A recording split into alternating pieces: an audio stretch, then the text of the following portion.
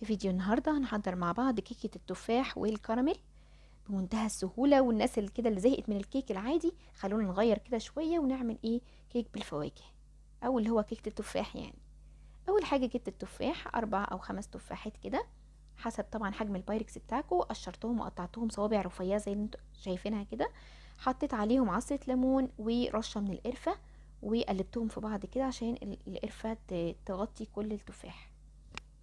طبعا عصرة الليمون عشان التفاح ما يسودش. بعد كده عندي البايركس بتاعي دهنته دهنه من الزيت وبطنته بورق زبده عشان يسهل معايا خروج الكيك. بعد كده في طاسه على النار حطيت حوالي 7 أو 8 معالق سكر حسب حجم البايركس بتاعكم برضو.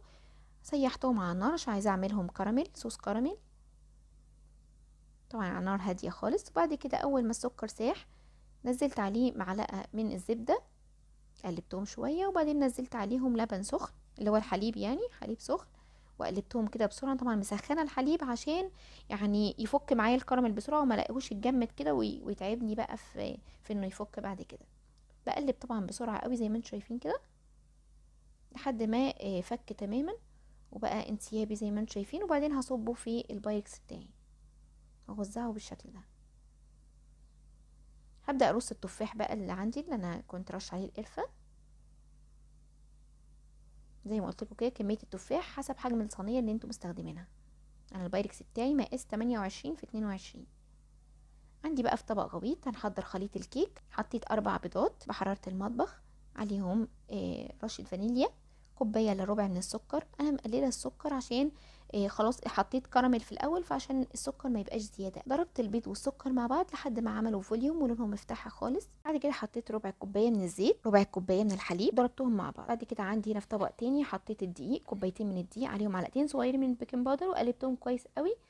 وبعد كده نزلتهم على الخليط السائل، بس طبعا نخلتهم يعني عشان ما يبقاش فيه اي تكتلات او حاجه. وقلبتهم كده بالراحه خالص.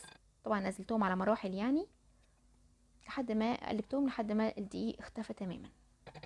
عندي بقى البايركس بتاعي نزلت عليها الكيك نزلته على التفاح والكراميل. طبعا مسخنه الفرن على درجه حراره 180.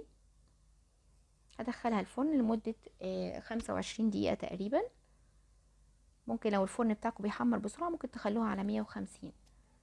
هنا بقى عندي بعد ما اتحمرت واستوت اهي خرمتها كده بالخشبه كده عشان هنزل اسقيها كده بشويه من الحليب.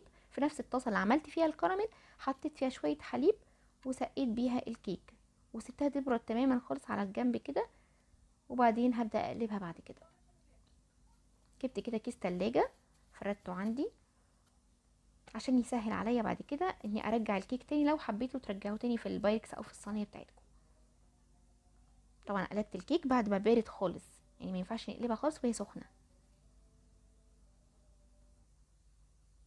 شايفين بقى الجمال، يعني منظر التفاح كده وهو مترصص وحاجه كده. بصوا مش قادره اقول لكم اصلا الريحه حلوه ازاي، حاجه كده خطيره بجد. ريحه القرفه كمان مع التفاح كده والكراميل حاجه كده بصوا فعلا تفتح النفس. كمان اللي حابب يضيف شويه قرفه في عجينه الكيك نفسها مفيش اي مشكله. كيكه طريه جدا ومسقيه وحاجه كده بصوا اخر طراوه. يعني الكيك كمان يعني لونه فاتح كده وحلو، طريه وهشه وما فيهاش فقاعات كتير هوا ولا اي حاجه. اتمنى تجربوا الوصفه، تقولوا لي رايكم في التعليقات، واشوفكم تاني في فيديو جديد.